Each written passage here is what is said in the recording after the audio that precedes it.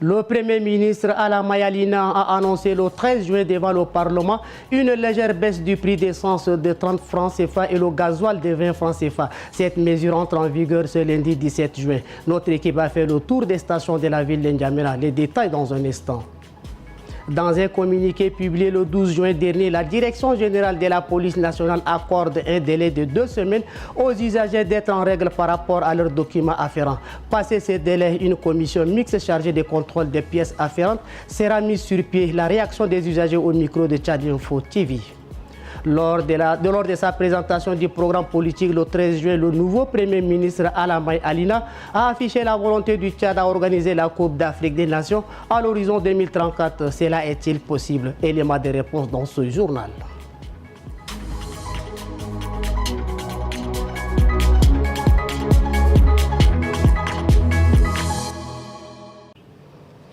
Bonsoir à tous, bienvenue dans cette édition d'information de 19h45 de Tchad Info Télévision. Comme mentionné dans le titre, le Premier ministre de la 5e République, Ala Mayalina, a annoncé le 13 juin face aux conseillers nationaux une légère baisse du prix d'essence à 30 francs CFA et le gasoil à 20 francs CFA. Cette mesure entre en vigueur ce lundi 17 juin. Notre équipe a fait le tour des stations de la ville de N'Djamena pour constater l'effectivité de cette baisse. Suivez le reportage d'Engeme Moussa. Ici, dans cette station-service, c'est autour de 11 heures qu'on met à jour le nouveau tableau tarifaire du carburant. Le 13 juin, face aux conseillers nationaux, le Premier ministre Ala Mayalina a annoncé la baisse des prix du carburant à la pompe. Une réduction de 30 francs sur le super qui se vendait autrefois à 730 francs. Mais ce matin, les usagers ne semblent pas tous satisfaits. La baisse de prix de 30 francs, ça ne nous arrange rien. Au moins que le prix d'avant qui est à 518 francs, c'est mieux. Nous, la population, notre souhait est qu'ils ramènent à 530 ou à 500. Là, ça peut être bénéfique à la population tchadienne. Les 30 francs, quand même, ça aide. Si le gouvernement réduit, ça aide, ça va aider un peu la population. Je crois que cette décision-là n'a pas de sens. Ça ne nous arrange même pas du tout. Au lieu de diminuer à 550, 600 francs, je crois que ça nous arrangerait un peu.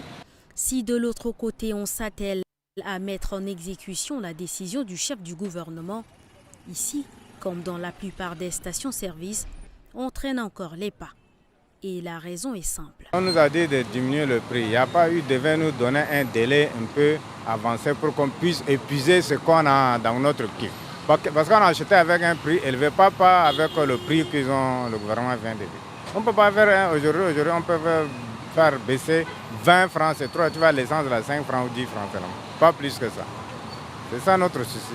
Le carburant à la pompe se vendait à 518 francs quand le gouvernement de transition de Dr Succès Masra passe le prix à 730 francs.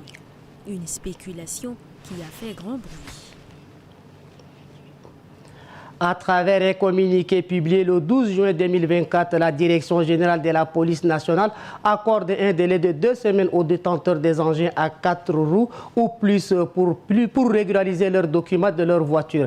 Passé ce délai, une commission mixte chargée de contrôle des pièces afférentes sera mise sur pied. À cet effet, une équipe de Tchad Info est descendue sur le terrain pour recueillir les avis des usagers. Suivons leur réaction au micro de Abdelaziz Mohamed Abbakar. Mes documents ne sont pas au complet. Pour vous dire vrai, en fait, je pense que c'est la fiche technique qui est à jour. Ma douane est à jour aussi.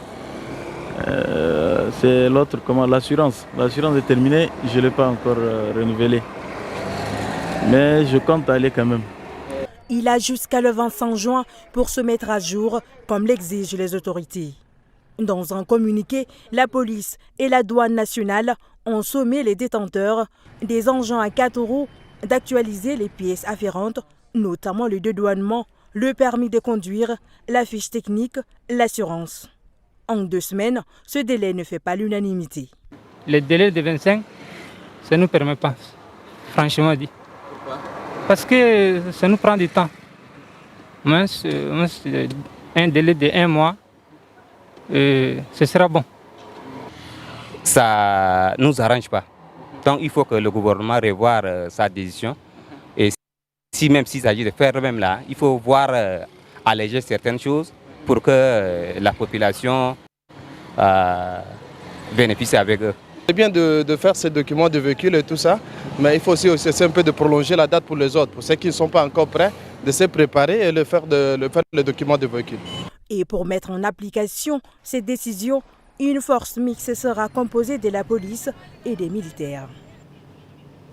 Cette information en bref, le président de la République, chef de l'État, Mohamed Idriss Déby Itno, a présidé ce lundi une réunion consacrée au problème d'accès à l'eau potable dans la ville d'Abéché, chef-lieu de la province du Ouadaï. À l'issue de cette rencontre, des instructions fermes ont été données pour finaliser le projet et remédier définitivement au manque d'eau potable dans la ville d'Abéché et sur toute l'étendue du territoire national.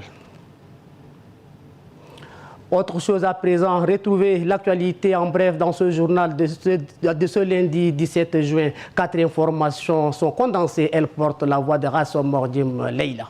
Dans l'actualité en bref, ce lundi, le ministère de l'Élevage, avec la collaboration de la mairie du 8e arrondissement et des forces de sécurité, a procédé à l'incinération ce 17 juin à la sortie de gueuilles, de bétail et des viandes en état de décomposition. Ces produits qui devraient être distribués aux démunis pour l'aide à l'ADA grâce à des financements de bienfaiteurs avaient été détournés en vue d'être vendus commercialement.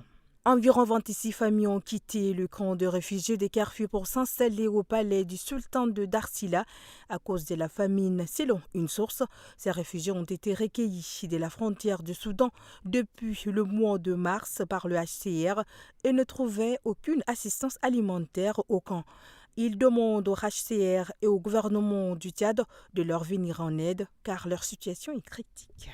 Le secrétaire général du ministère de la Santé publique, Daoussou Guy Daoussou, a ouvert ce lundi les travaux de l'atelier d'organisation d'une séance d'exercice de simulation sur table relatif au choléra. Objectif, évaluer la capacité de riposte du Centre des opérations d'urgence en santé publique à une éventuelle épidémie de choléra. Cet atelier est organisé par le Centre des opérations d'urgence en santé publique du ministère de la Santé publique en collaboration avec le projet régional de renforcement du système de surveillance des maladies en Afrique avec l'appui de la Banque mondiale. Et pour clore cette actualité en bref, le ministre des Affaires étrangères Abderrahmane Koulamala a reçu en audience ce lundi Patrick Youssef, directeur régional des opérations du Comité international de la Croix-Rouge pour discuter des divers dossiers humanitaires d'intérêt commun. Cette rencontre a permis d'aborder des sujets essentiels tels que la prise en charge des réfugiés et des déplacés internes, le soutien aux populations vulnérables, le renforcement de l'état de droit ainsi que l'amélioration des réponses humanitaires en matière de santé, d'eau, de sécurité alimentaire, notamment en faveur des réfugiés à l'est du pays. Baccalauréat, session de juin 2024, les épreuves se pointent à l'horizon. Dans une semaine, les candidats seront appelés dans les salles de composition entre veillées nocturnes, travail de groupe. Ces élèves se tuent à la tâche pour être à la hauteur des épreuves le jour J. Ghislaine Alatarome a suivi un groupe d'entraînement de quelques candidats au lycée Félix Eboué. Suivez son reportage. Ce matin, c'est au tour de Solina Nangadoumadi de se substituer au professeur. On va traiter l'exercice numéro 1. Ok. Un cours important pour les élèves de la série D. Ils sont 7 garçons, dont une fille. Et leur méthode est pédagogique. Ils n'hésitent pas à faire des séances questions-réponses. Les élèves des séries scientifiques estiment qu'il leur faut plus de temps d'entraînement que les autres candidats. En dehors de ces séances de groupe, chacun d'eux continue le travail en solo. Somme toute, ils se disent prêts. Oui, je suis prêt. Je sais qu'on est prêt dans tout. Les élèves du lycée Félix Eboué, on sait qu'on est déjà prêt pour affronter le bac. Mais je pense que le bac au lycée Félix Eboué, on sait que cette année, on aura le réussite au lycée, ça serait succès. Même si ce n'est pas 100%, on aura 98% du bac. Selon le calendrier de l'Office national des examens et concours du supérieur ONEX, les premières épreuves débuteront le 24 juin, soit une semaine à compter de ce lundi. Face aux conseillers nationaux, lors de sa présentation du programme politique le 13 juin, le nouveau Premier ministre Alamaye Alina a affiché la volonté du Tchad à organiser la Coupe d'Afrique des Nations à l'horizon 2034. Cela est-il possible, oui ou non? La réponse dans ce reportage de Rassom Mordim Leila. C'est une promesse phare du chef du gouvernement, Alamaye Alina, à l'endroit de la jeunesse. Le nouveau Premier ministre a annoncé avec fracas l'ambition du Tchad d'organiser la Coupe d'Afrique des Nations à l'horizon 2034. Une déclaration qui a fait des heureux dans le milieu sportif, mais pour l'expert du domaine, la possibilité pour le pays des Sao d'accueillir cette prestigieuse compétition continentale est faible. Le Tchad n'est pas le Qatar qui est capable de pousser des stades comme des champignons, et nous devons d'abord prendre étape par étape, finaliser le stade de Mamadouya, les 11 chantiers des stades qui sont dans les provinces, petit à petit avoir une fédération digne des noms, mais aussi un plan de développement, organiser les états généraux des sports, et toutes ces recommandations doivent être prises en compte par les différentes parties prenantes. La Coupe d'Afrique des Nations, les Tchadiens rêvent. Les Sao, l'équipe nationale de football, n'a jamais atteint la phase finale de la compétition. Chers téléspectateurs, c'est tout pour cette édition. Merci pour votre fidélité et bonne suite de programmes sur toutes nos plateformes. Tchad Info, c'est l'actualité en continu.